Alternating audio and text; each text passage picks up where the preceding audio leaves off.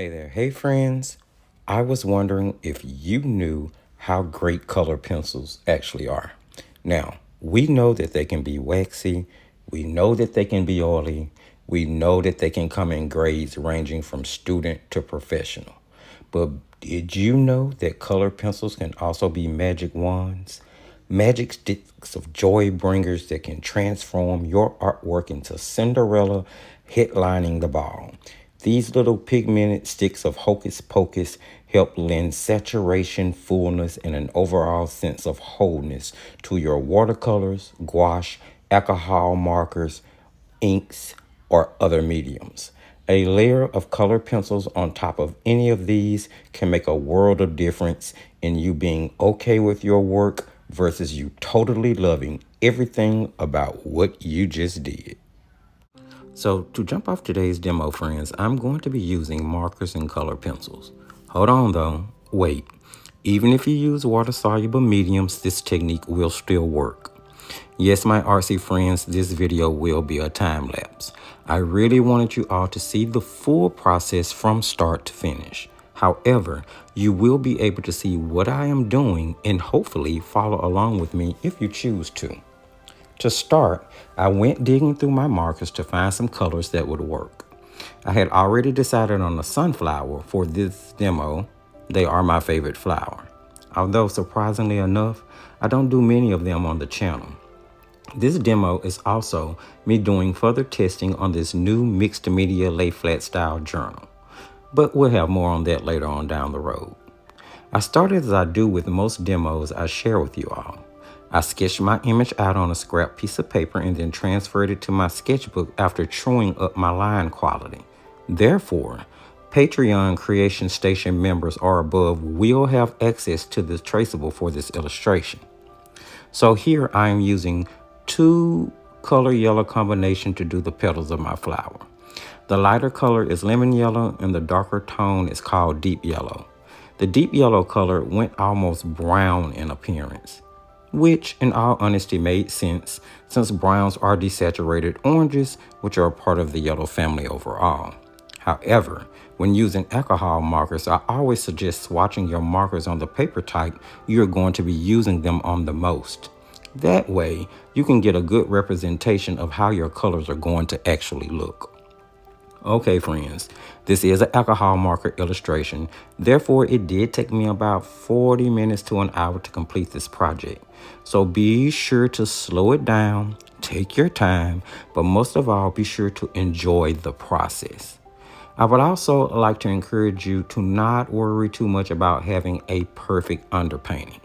You see, the color pencils layer we will be adding at the end and then blending down will help bridge the gap between the mediums.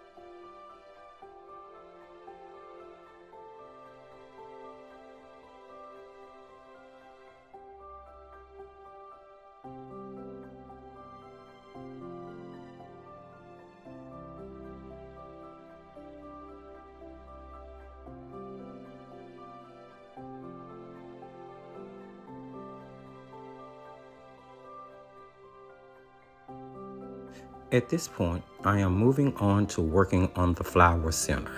For this, I am using a Faber-Castell Pitt pen in the color brown.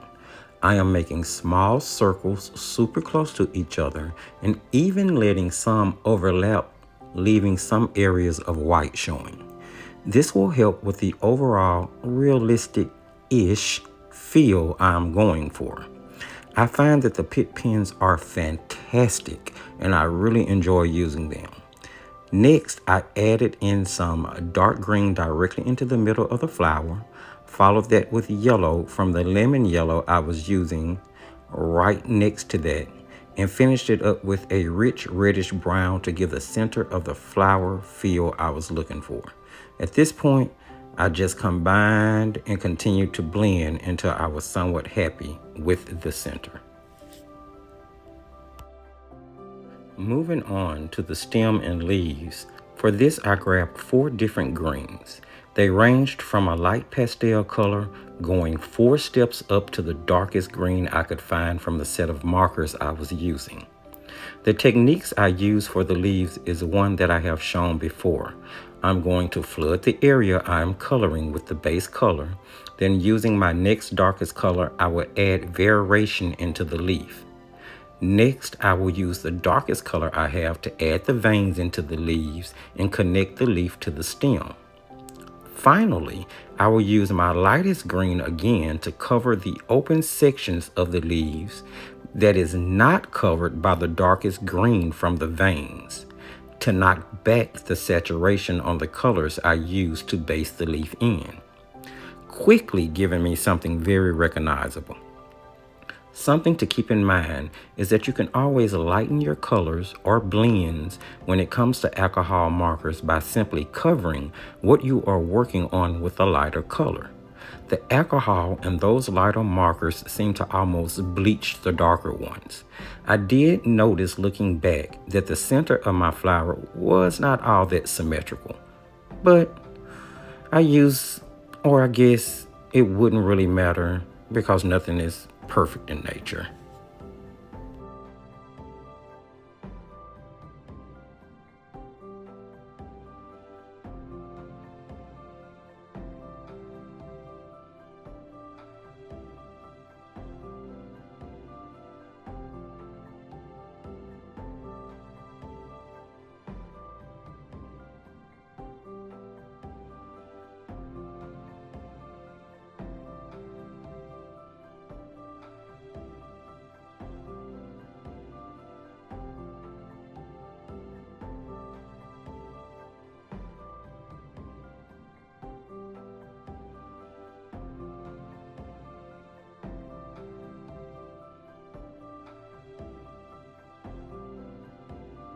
Now it's time to do some inking. Using my Pentel pocket brush pen, I went in to add my outlining and linear line work. I absolutely love this pen. It has real brush bristles that do separate when the pen is in use. The line quality for this pen depends entirely on the amount of pressure and angle the user applies to the pen.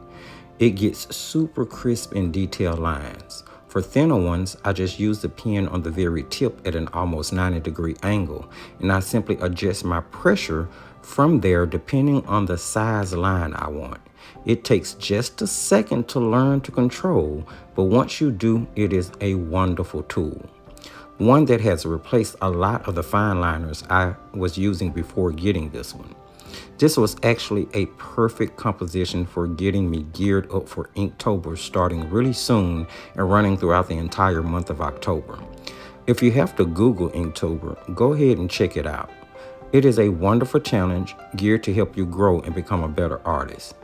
Now, I did outline the composition since it was alcohol marker work. However, that is completely an option and not something you have to do regardless of the medium you are working with.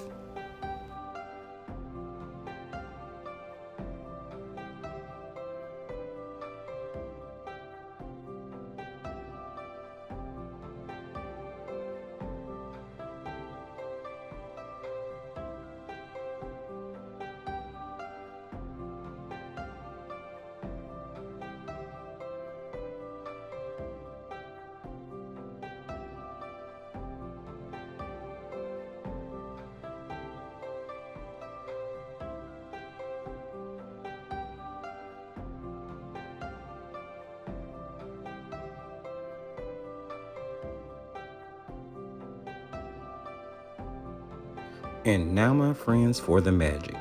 I'm going to take a pastel yellow pencil for the petals and a pastel green pencil for the leaves. The goal here is to completely cover the composition with the pastel pencils. You will see right away that the pencils immediately start to add additional brightness, body, and fullness to your art. The green made the leaves pop and sort of lift from the page. Now, once the pencil layer is evenly spread over the composition, I'm going back in with the original base color, alcohol markers, and blending down the pencil into the paper.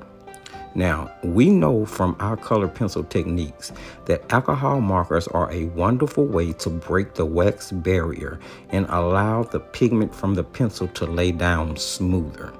Together, this combination causes for a beautiful composition, leaving an image filled with bright colors, a 3D feel, but most of all, leaving the artist with a complete feeling of joy with whatever they have created. That, my friends, brings us to an end to our adventure for today. Hopefully you all have enjoyed seeing the techniques of laying color pencils down on top of an underpainting and how it can enhance your mixed media work. Guys, do jump in the comment section and let me know what you thought about today's video. Do you use color pencils to enhance your other mediums? If you have, what's been your experience? And if you haven't, friends, I really encourage you to give this a try. Don't forget to sprinkle a little love, friends. Give the video a thumbs up so it'll help get it in front of other wonderful viewers like you, and you can even share the video if you would like to. If you're new and you haven't subscribed or returning and haven't, please hit that subscription button and notification bell so that you will be aware when we upload and when we go live. There are 2 pre-recorded uploads a week. That's Wednesday and Sunday. And we go live right here on the Thrifty Apprentice YouTube channel every Monday morning at 11 a.m. So feel free to join us. You can check the video description for all of the relevant links. And remember, as I tell you at the end of every video, just keep creating.